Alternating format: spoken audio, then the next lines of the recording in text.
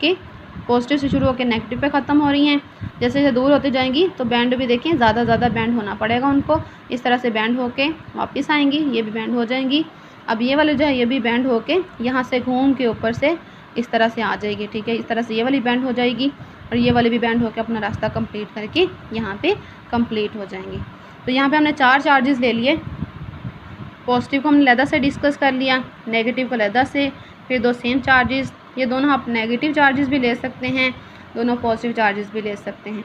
Negative लेंगे तो ये जो आपके पास एरोज़ हैं वो अंदर वाली साइड पे होंगे, डायग्राम सेम ऐसे ही बनेगी। और 2 अपोजिट चार्जेस लिए तो उसकी डायग्राम जो है इस तरह से बन रही है। पॉजिटिव जो लाइंस हैं वो कहाँ से शुरू होती हैं, पॉजिटिव चार्ज से शुरू होती हैं और नेगेटिव चार्ज पे ख़त्म हो जाती हैं। दरमियान वाली लाइन बिल्कुल देखिए स्ट्रेट आ रही हैं, वो यहाँ पे शुरू होगी, यहाँ ख़त्म हो जाएगी। बाकी लाइनें इधर से ऊपर से बैंड हो जाएंगी और नीचे वाली जो है वो नीचे से बैंड हो जाएंगी।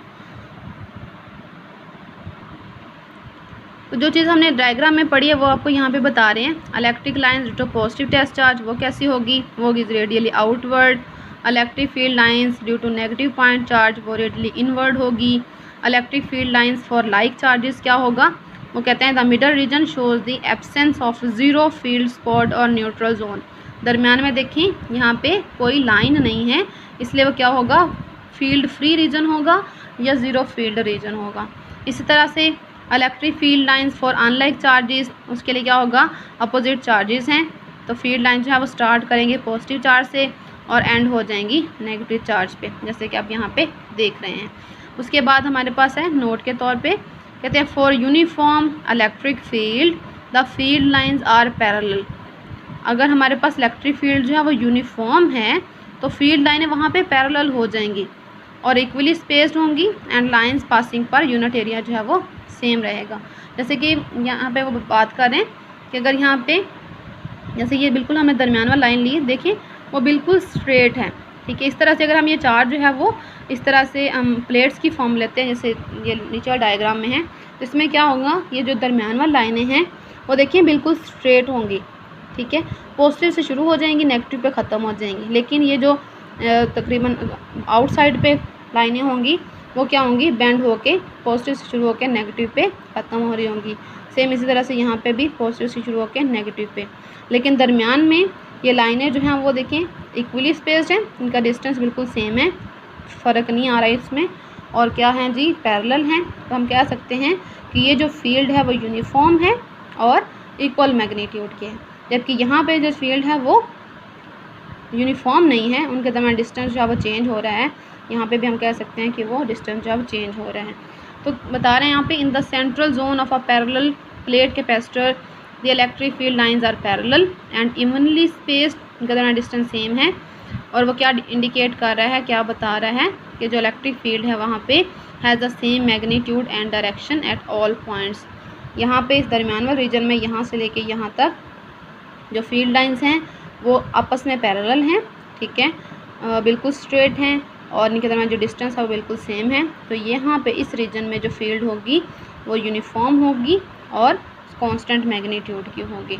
तो अब हम यहाँ पे उन्होंने बता भी दिया राइट करके भी कि जो फील्ड लाइंस होती हैं 2 अपोजिटली चार्ज्ड पैरेलल प्लेट्स, उसके केस में जो फील्ड होती है वो यूनिफॉर्म होती है मिडल रीजन में, where field lines are equally spaced and जैसे कि आपको फिगर में दिखा दिया है।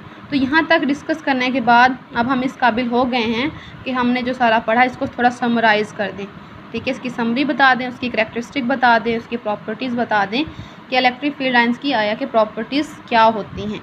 तो इलेक्ट्रिक फील्ड लाइंस देखें, सबसे पहली प्रॉपर्टी कि जो इलेक्ट्रिक फील्ड लाइंस होती हैं वो पॉजिटिव से स्टार्ट होती हैं और नेगेटिव पे एंड हो जाती हैं। जैसे कि हमने पीछे यहाँ पे भी देखा कि वो पॉजिटिव से बाहर की तरफ निकलती हैं, उनका ओरिजिन क्या आ रहा है, मतलब पॉजिटिव चार्ज से शुरू होती हैं और ख़त्म कहाँ पे होती हैं, नेगेटिव चार्ज पे। दरमियान वाले रीजन में बिल्कुल स्ट्रेट यहाँ पे पॉजिटिव से शुरू होंगी और घूम के यहाँ पे देखें, यहाँ पे नेगेटिव पे ख़त्म हो जाती हैं। सेकंड पॉइंट कि जो tangent to the field line है किसी भी पॉइंट पे वो हमें बताएगा direction of electric field at that point.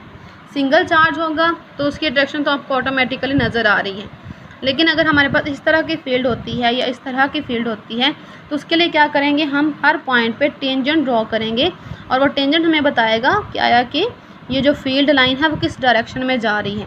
तो यहाँ पे टेंजेंट ड्रॉ करेंगे, ठीक है, पॉजिटिव से वो परे जाएगा, यहाँ तक जाएगा, ठीक है।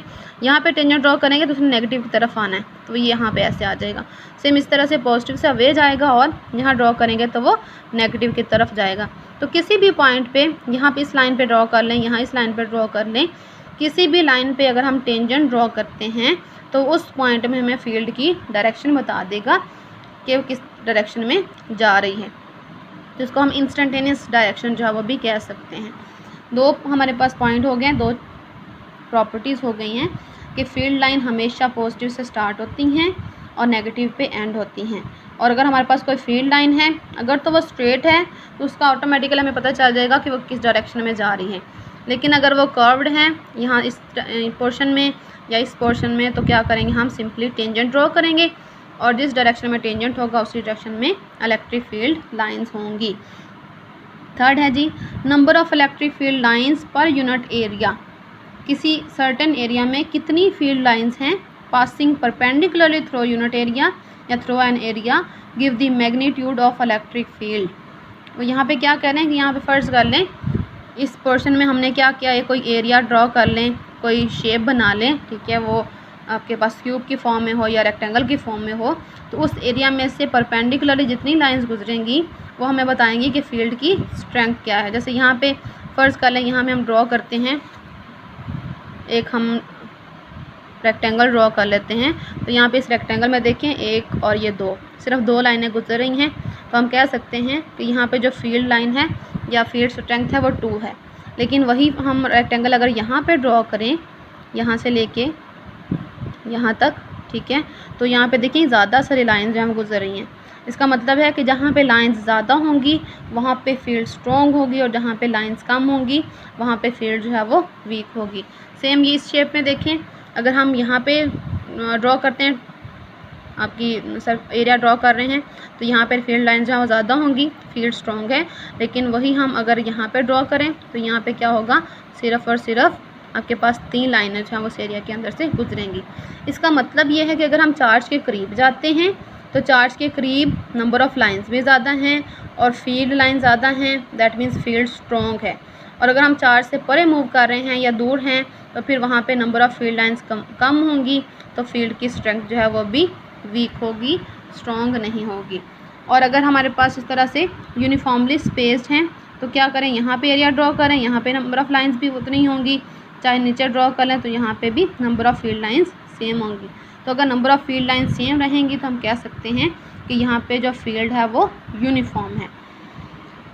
Number of electric field lines per unit area passing perpendicularly through an area give the magnitude of electric field, ठीक है। अब यहाँ पे चौथा पॉइंट जो आ रहा है ये बहुत इंटरेस्टिंग भी है और इम्पोर्टेंट भी है। यहाँ पे वो बता रहे हैं कि 2 इलेक्ट्रिक फील्ड जो हैं वो कभी भी एक दूसरे को कट नहीं करेंगी, इंटरसेक्ट नहीं करेंगी, ठीक है। इंटरसेक्ट देखें, सवाल ही पैदा नहीं होता कि वो इंटरसेक्ट करें। यहाँ पे भी देख सकते हैं आप, 2 लाइनें जो सीधी सीधी आ रही हैं अंदर की तरफ, पॉजिटिव के लिए वो आउटवर्ड जाती हैं। यहाँ पे 2 हमने सेम चार्जेस लिए, तो यहाँ पे भी हम देख सकते हैं कि ये एक दूसरे को कट करके नहीं जा रही, बल्कि रिपल्शन की वजह से ये बेंड हो रही हैं।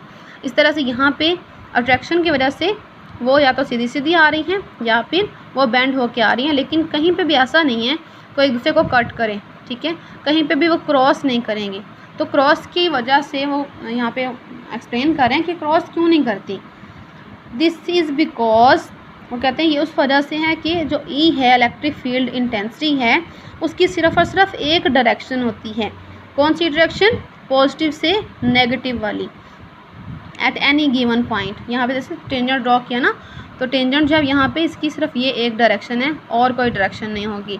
इस पॉइंट पे इसकी ये वाली डायरेक्शन बनेगी और कोई डायरेक्शन इसकी नहीं बनेगी। तो कहते हैं इंटरसेक्ट ना करने की वजह क्या है कि ई की सिर्फ और सिर्फ एक डायरेक्शन होती है किसी भी गिवन पॉइंट पे। अगर एक पॉइंट पे इलेक्ट्रिक फील्ड लाइंस की हम एक से ज़्यादा डायरेक्शन कंसिडर करते हैं तो वो फिज़िकली पॉसिबल नहीं है, ठीक है। कहते हैं इफ़ द लाइंस क्रॉस, अगर लाइनें क्रॉस करती हैं तो ई की जो है वो एक से ज़्यादा डायरेक्शन बनेंगी जो कि फ़िज़िकली पॉसिबल नहीं है। तो इसलिए हम कह सकते हैं कि जी वो इंटरसेक्ट नहीं करेंगी। 5th पॉइंट है आपका, electric field lines are parallel and equally spaced where the electric field is uniform and non-parallel where the electric field is non uniform. जहाँ पे फील्ड यूनिफॉर्म है वहाँ पे क्या है, लाइनें इक्वली स्पेस हैं, इनके दोनों डिस्टेंस बिल्कुल सेम है और ये आपस में क्या हैं, पैरेलल हैं। और जबकि ये वाला पोर्शन ले लें या ये पोर्शन ले लें या ये पोर्शन ले लें, इस तरह से ये वाले पोर्शन में से कहीं कोई पोर्शन ले लें, तो यहाँ पे क्या होगा कि जो फील्ड लाइंस होंगी वो यूनिफॉर्मली स्पेस्ड नहीं हैं और उनके दरमियान डिस्टेंस जो है वो भी सेम नहीं होगा। यहाँ पे देखिए वो करीब करीब हैं, जैसे जैसे आगे जाती जा रही हैं उनका डिस्टेंस जो है वो इंक्रीज़ होता जा रहा है। इसलिए हम कह सकते हैं कि जहाँ वे लाइनें करीब करीब हैं वहाँ पे फील्ड स्ट्रॉन्ग है और जहाँ पे लाइनें दूर होती जा रही हैं वहाँ पे फील्ड जो है वो वीकर होती जा रही है। तो द लाइन्स आर क्लोज़र, वही जो बात मैंने पीछे की अभी वो बता रहे हैं कि लाइनें जहाँ पे क्लोज़र हैं, जहाँ पे पास पास हैं, वहाँ पे फील्ड स्ट्रॉन्गर होगी और and are farther apart, farther मतलब एक दूसरे से दूर दूर होती जा रही हैं, जहाँ जहाँ एक दूसरे से दूर होंगी वहाँ पे फील्ड जो है वो वीकर होती जाएगी। तो ये करैक्टरिस्टिक जो है ये बहुत इंपॉर्टेंट है, इन्हीं करैक्टरिस्टिक के लिए आपने सारी ये डिस्कशन की, तो ये पॉइंट बहुत इंपॉर्टेंट है। ये वाला पॉइंट जो है ये मोस्ट इम्पॉर्टेंट है और ये आपकी टेक्स्ट बुक में शॉर्ट क्वेश्चन के तौर पे भी पूछा हुआ है कि इलेक्ट्रिक फील्ड लाइंस जो है एक दूसरे को इंटरसेक्ट क्यों नहीं करती। तो इसके लिए आपने बताना है कि इलेक्ट्रिक फील्ड की सिर्फ़ और सिर्फ एक डायरेक्शन होती है किसी भी गिवन पॉइंट पे, अगर वो एक दूसरे को क्रॉस करें तो फिर उसकी एक से ज़्यादा डायरेक्शंस बनती हैं जो कि फ़िज़िकली पॉसिबल नहीं है, लिहाजा वो एक दूसरे को इंटरसेक्ट नहीं करेंगी। तो आज का टॉपिक हम यहीं पे ख़त्म करते हैं। होप सो आपको क्लियर हो गया होगा। समझ नहीं आए कोई भी पॉइंट आपको मिस हो रहा है या समझ नहीं आ रही है या कहीं पे कोई कन्फ्यूजन है तो उसके लिए आप मुझे टेक्स्ट कर सकती हैं। Thank you so much. अल्लाह हाफिज़।